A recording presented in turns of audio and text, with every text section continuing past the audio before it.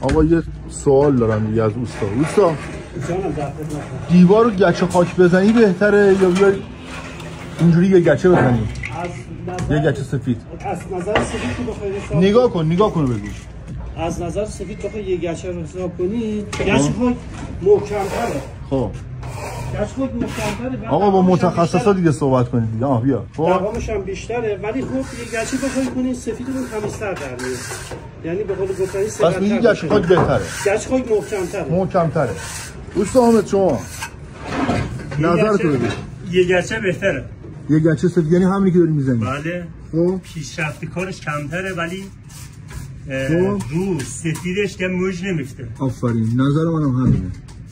منم همین نظرم. گچه خاک پیشرفتش بیشتره. خب ولی خب یه مزیت دیگه گچه خاک داره. ای گفتی چیه؟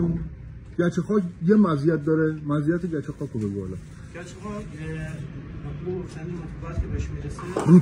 رطوبت بهش میرسه بعد تبدیل میکنه. آفرین. ولی سفید موقعی که بهش نم رطوبت برسه تبدیل میکنه ول میکنه. یعنی چون آهک داره. چون گچ توش آهک داره رطوبت بهش بخوره پوسته میکنه پشتش تبدیل پوچ میشه میریزه. ولی گچ خاک اگه بهش چیز بخوره اینکه خاک داخلشه. آفرین به خاطر اینکه خاک داخله. دستتونم درد نکنه. خسته نباشی. موفق باشی.